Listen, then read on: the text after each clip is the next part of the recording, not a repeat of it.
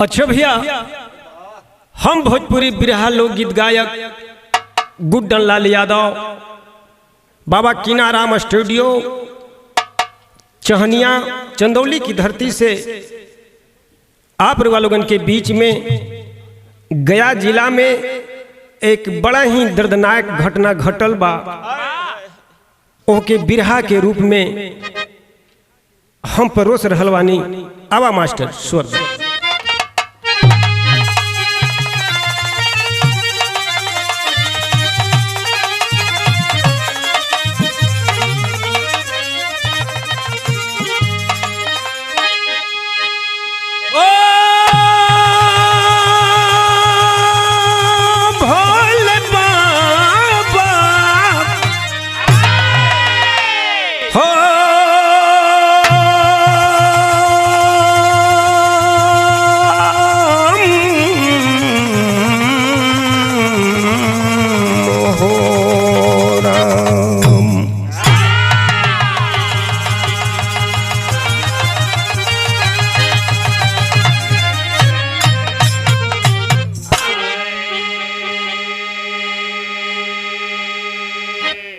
साथियों, बेटी घर की वैभव है, लक्ष्मी है, आन बान शान है। लेकिन 4 लाइन की भूमिका में हमारे कवि जी लिखे हैं, गौर करेंगे साथियों।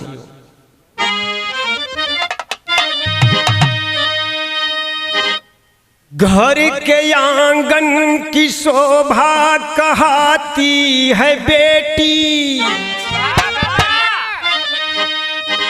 जो माता पिता के हृदय की दुलारी, नाजो से पलती फुदकती चिड़ी सी, बाबुल के घर की प्यारी कुंवारी,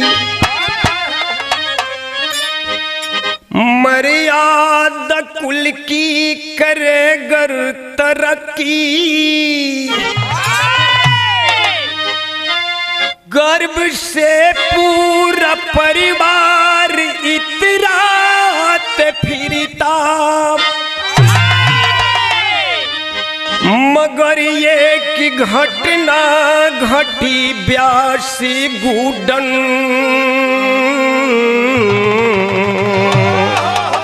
सुषमा हुई फीक सिर माथी झुकता,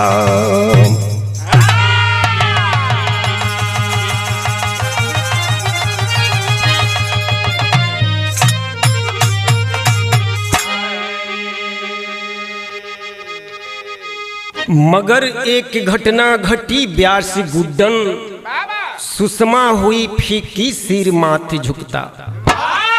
एक लाइन गजल लगल मास्टर जी।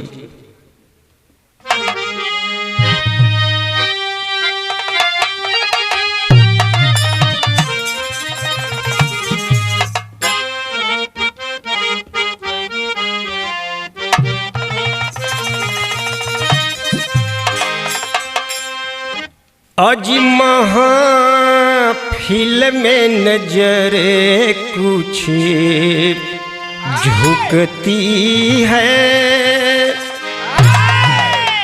महफिल में नजर कुछ झुकती है, गलियों में इशारा होता है,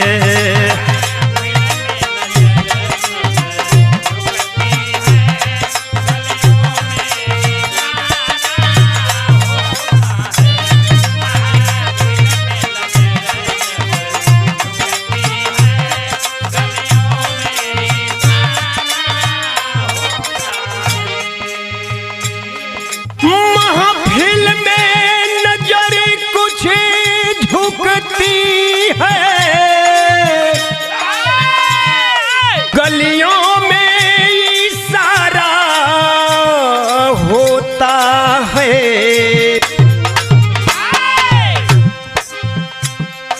लेकिन पर्दे पर पर्दा लाख रहे, पर्दे पर पर्दा लाख रहे, घूंघट से नजारा होता है।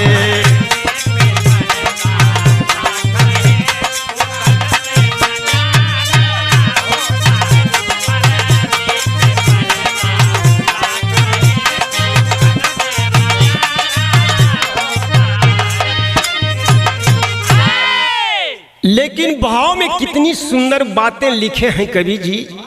कैसे मास्टर जी?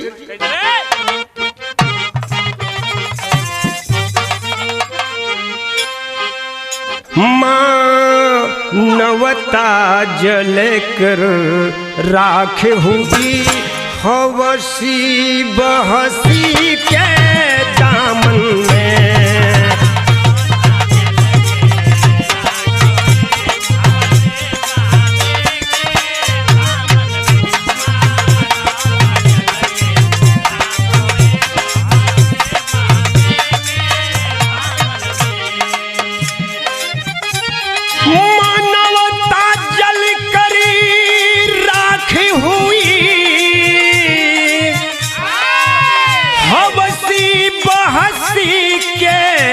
दामनी में विषवास में धोखा खाया है, हर रात तेरे ही आंगन में।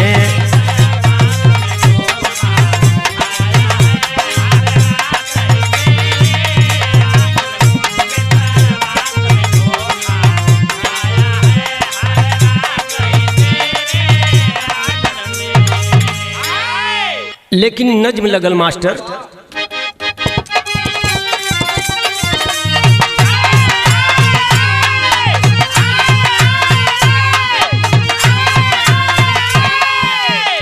जिला औरंगाबाद थाना यकौनी यारो, नवागढ़ ग्राम में बसी है घरौनी यारो। जिला औरंगाबाद थाना यकौनी यारो, नवागढ़ ग्राम में बसी है ये घरौनी यारो। वहीं परमेश्वर यादव का बसा परिवार रहा, बेटी रेवंती यादव से चमन गुलजार रहा। वहीं परमेश्वर यादव का बसा परिवार रहा, बेटी रेवंती यादव से चमन गुलजार रहा। हुई सयान बेटी चिंता सिर पे छाई है, हुई सयान बेटी चिंता सिर पे छाई है, कि ये विवाह बहू बनके ससुरे आई है।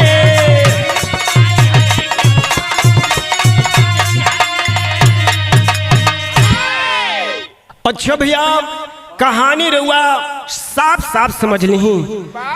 कहानी बिल्कुल शीशा की तरह झलकत बा। जिला औरंगाबाद, थाना यकौनी, ग्राम नौगढ़ के रहने वाला श्री परमेश्वर यादव, जिनकी पुत्री रेवंती 18 साल की हुई, मालिक चेहरा की सुंदरता अजब मोहक बनौले रहलन। पिताजी बेटी का विवाह उपेंद्र नाम के व्यक्ति की अगुवाई में कहाँ करते हैं? जिला गया, थाना गुरुआ के अंतर्गत ग्राम लकड़ाही में आप श्री सुखदेव यादव के बड़े सुपुत्र श्री अशोक यादव इंजीनियर जी शादी उन्हीं से सगाई कराते हैं। रेवंती जब दुल्ही बन के पहुंचली, ओ समय की भावबा एक लाइन गीत लगल मास्टर जी।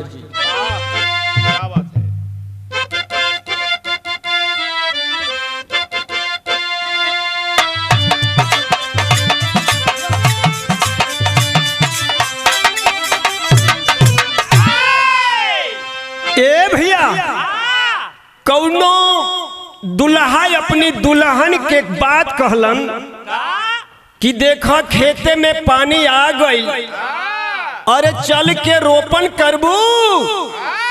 कैसे बतौलन मास्टर?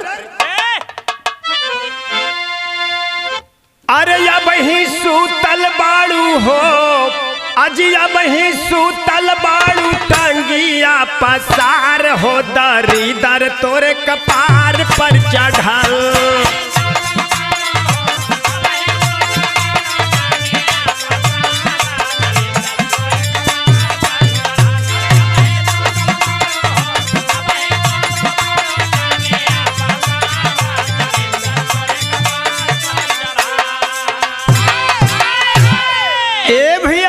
दुल्हन अपने ससुरे आ गईनी, ओ समय की भाव बतावल गई। अरे अपने घूंघटा में हो, अपने घूंघटा में लेके अली चान हो, या जोरिया उगल घर अंगना।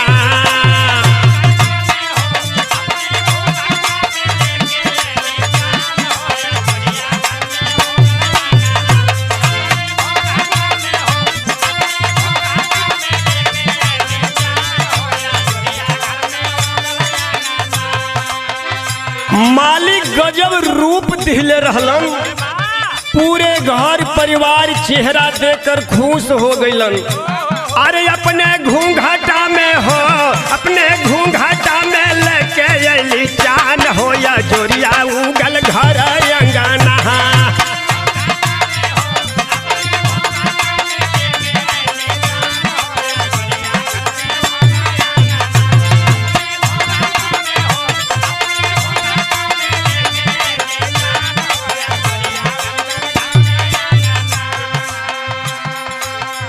रहल गीतिया गवात उनकर चेहरा चुमान।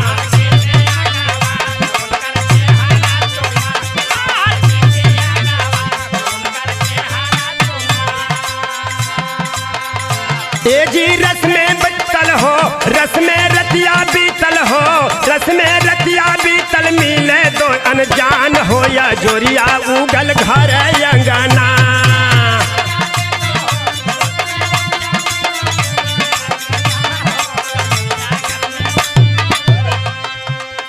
रस में रतिया बीतल हो, रस में रतिया बीतल मिले दो अनजान हो, या जोरिया उगल घर अंगना।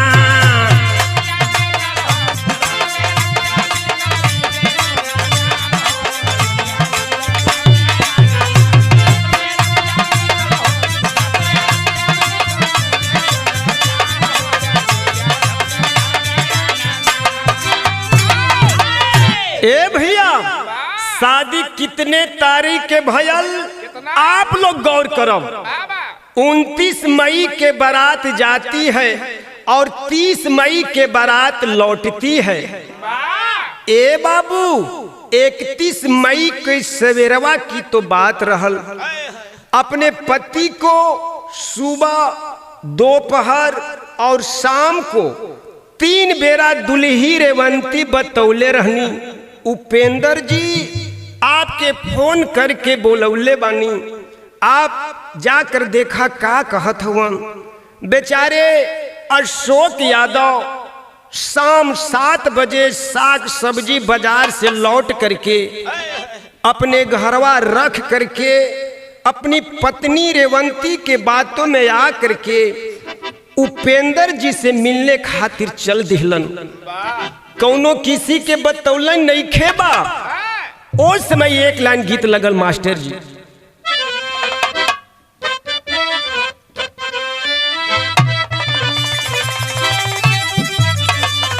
बाहवा यही बाम कि पातर राम जी के पतरी अंगुरिया हो रामा।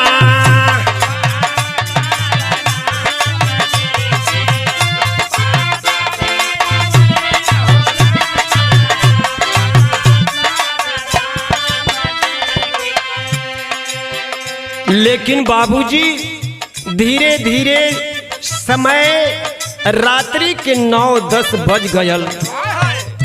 घर के परिवार लोग आपस में बतियावत रहलन कि अभी तक बबुआ या शोक अइलन ना, का बात है। संदेशा में लोगन डूबल हुआ। उस समय की भाव बतावल गई। आज गईले न आइले या बही,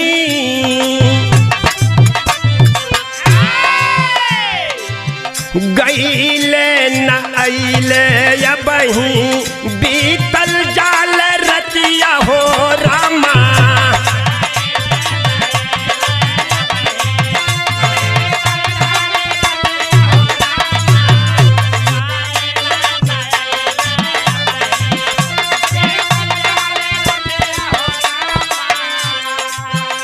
कि अब गईले न आइले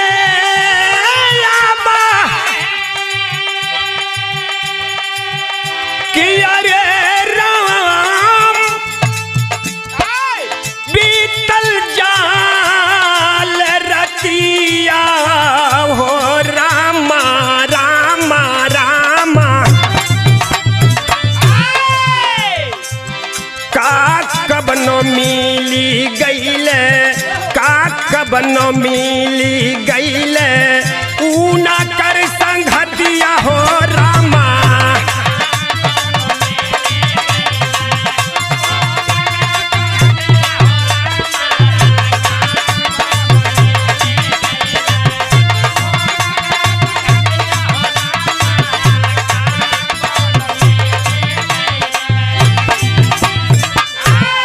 ए भैया, पूरे परिवार अपने में मन में अनेकों प्रकार के भाव उत्पन्न कर करके निद्रा माई के गोद में सो गई। जागल जो हद बीत गई रातिया,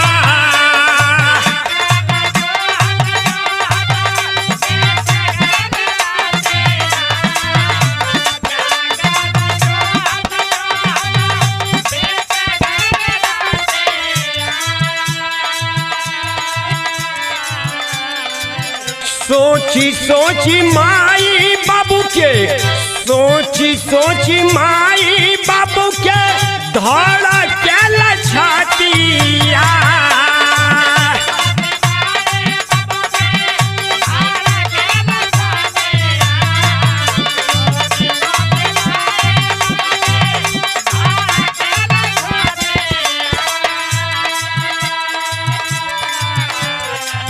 खबर न लागल रतिया, खबर न लागल रतिया, दीनवा बखतिया हो रामा।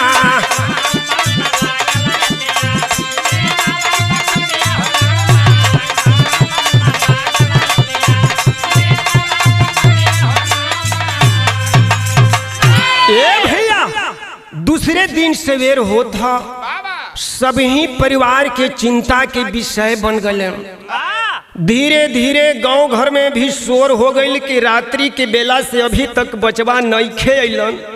सारे घर परिवार एक दूसरे जगह फोन मोबाइल के माध्यम से ढूंढे लगलन लोग। कुछ लोग कोयल नहर के नजदीके से गुजरलन। उस समय देखलन कि एक लाश पड़ी हुई थी। आखिर लाश किनकर रहे? एक लाइन टेरी लगल मास्टर, धोखे में खिला बाग जल गया हो,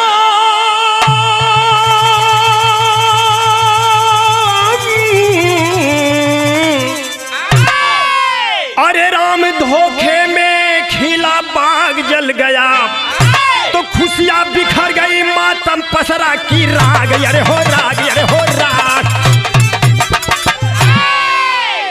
विदेशिया के भाव में कहना है, कोयल नहर में मिलल है कल ये कलसिया हो, मचल को हरामा फाइल गईली खबरिया, जुटी गईली भिरिया हो, गावा घर जेवरवा के गईले चिन्हाई, अशोक वो ही घरिया। पुलिस पर शासन आई, लास्ट पोस्ट मैडम कैनी, अजिया में जारी गईनी, मुआला सारी।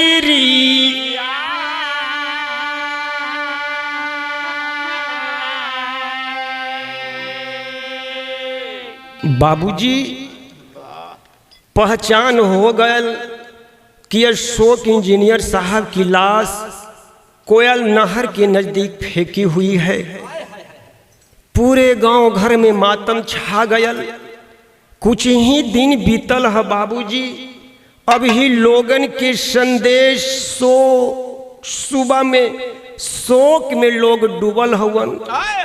तब तक एक घटना औरी घट गया कि 5 दिन बीतल छठ में, अब दिन के जिक्रिया हो, अजी घटना घटला फिर और सोरा चारों ओरी।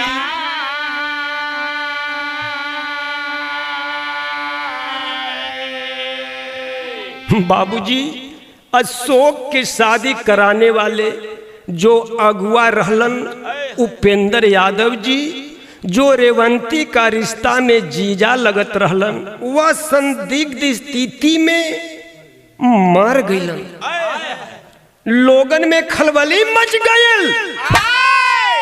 देखने में ऐसा लग रहा है कि कहीं वह आत्महत्या कर लिए हैं। तब पुलिस प्रशासन आती है और अशोक की मृत्यु और उपेंद्र यादव की मृत्यु दोनों का तार एक ही घटना से जोड़कर देखती है। साथियों, अशोक की पत्नी रेवंती, जिनकर मोबाइल सर्विलांस में लगाकर जब सर्च की जाती है तो शंका की सुई रेवंती के ऊपर घूमने लगी। उस समय पुलिस प्रशासन रेवंती से पूछताछ करती है। कैसे करती है मास्टर? एक लाइन गीत लगल।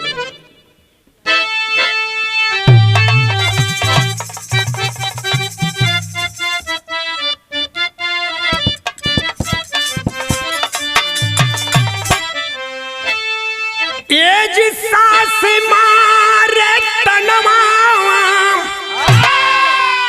अरे अब नदिया मारे तनवा रे तनवा, हाई हो मारे तनवा, हाई हो मारे कि हमरे आगे के जन्म करे तनवा।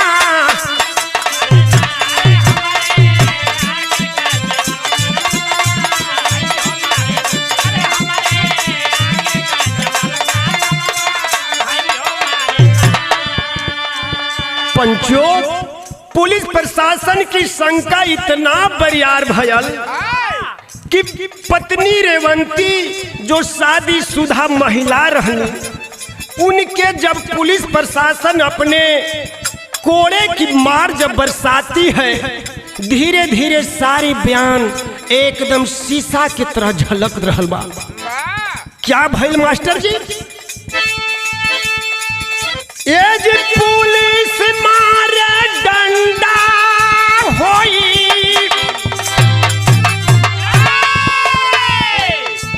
पुलिस मारे डंडा होई, गईले हो से ठंडा भंडा फूटी गईले ना, भंडा फूटी गईले ना, कि लागल शासन हाथ गंडा भंडा फूटी।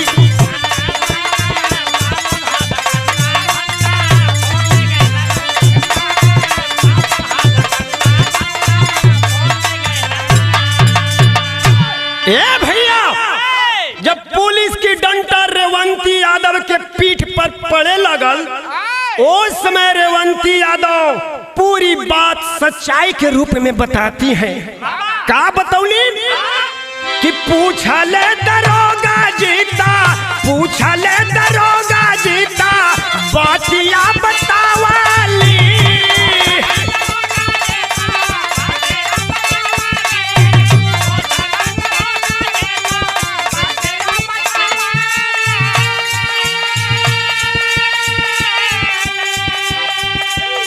चार साल पहले से प्यार हम कैली।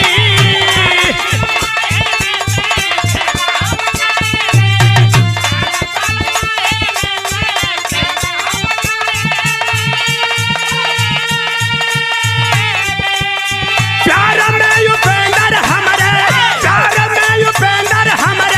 दौल रहल झंडा भंडा फूटी गईले। अरे भंडा फूटी गईले ना कि लागल सासर हाथ गंडा भंडा।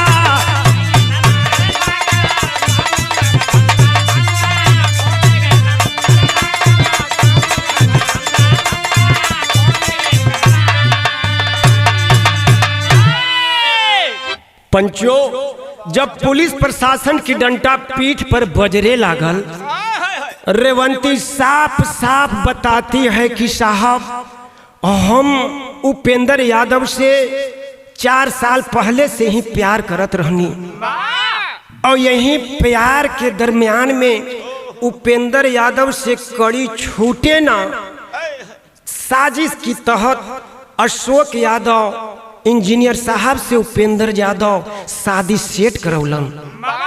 आखिरकार पहपट में कहना है मास्टर,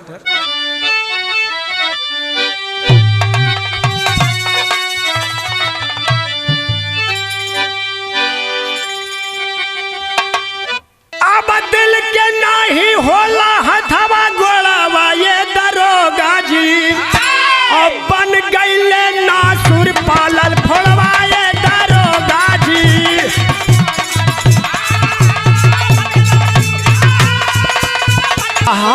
तब हम के पावे खातिर शादी अशोक से रचावला हो। अब भेदवा कोई न जाने पावे माई बाबू से छिपावला हो। एज बाकी लागल हमें मोहब्बत के कोड़ावा ये दरोगा जी। अब बन गईले नासुर पालल होड़वा ये दरोगा जी। बाबूजी सारी बातें साफ साफ रेवंती प्रशासन को बताती हैं। आखिरकार बाबूजी चोरी हत्या पाप 3 चीज छिपावला से भी ना छिपी। इसीलिए अल्लाह के लाइन में कहना है पंचो,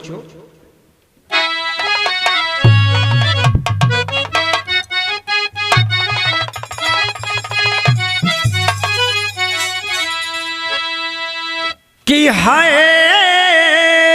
राम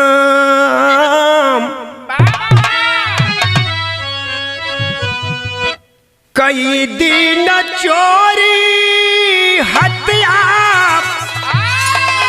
और छिपल राही जग में भैया।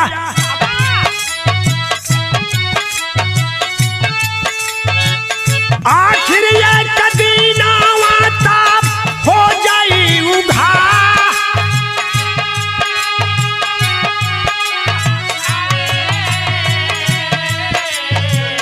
अपने मोबाइल से कारत रहल फोनवा बाबू। पावत रहलिया पाने उपेंद्र जी से प्यार।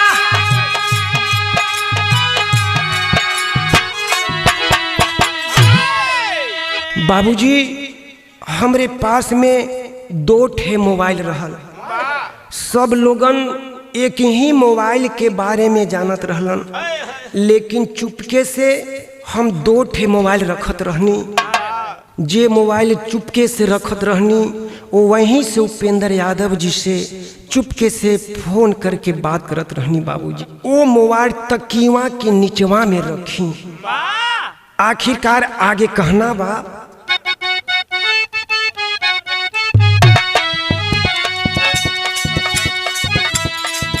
अरे घरा वाले जानत रहले हमारी करानी, आज काया दिन पावले रहली हमहू फटक, आज डबल मोबाइल छिपा के हमूरा, डबल मोबाइल छिपा के रखी घरा, ये जी यही से सब ही के होला इता, अरे अब लोग लजिया के कारण घरवा के परनियाम, ये जी लोग लजिया के कारण अब घरवा के परनियाम, शादी ये शौक से रचाए सरकार बोला।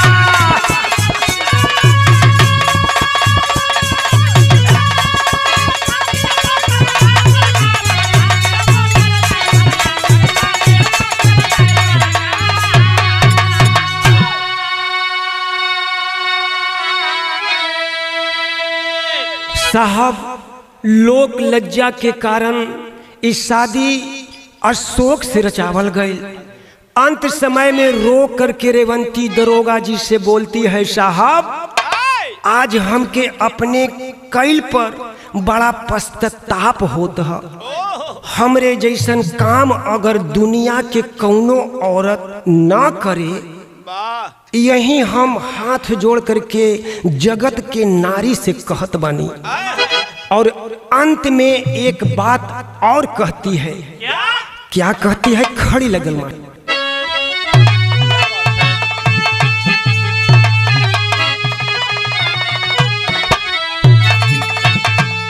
कि अपने खुशियां में, अजी अपने खुशियां में अपने लगवली अगिया, तब बूझल ना हा बस पियास जरा गइले बगिया, आस जर गइले बगिया। बाबूजी दरोगा साहब, घर परिवार के लोग हमें माफ मत करना, मेरे किए का सजा मुझे मिल रही है। जीवन भर मेरी जिंदगी जेल, मेरा ठिकाना जेल और मेरी जिंदगी भी जेल। जेल के अंदर बंद है पंचो, आगे क्या होगी हमारी विरह यहीं संपन्न हो। तो स्वामी कीना राम कन्हैया गुरु लक्ष्मण राम धार मुरेश, राजनाथ भगवान चंद्रिका जवाहिर जी सुख कमलेश, अरे राम धोखे में खिला बाग जल गया, तो दास भगवान चंद्रिका गुडन बिहार रंगा, धोखे में खिला बाग जल गया।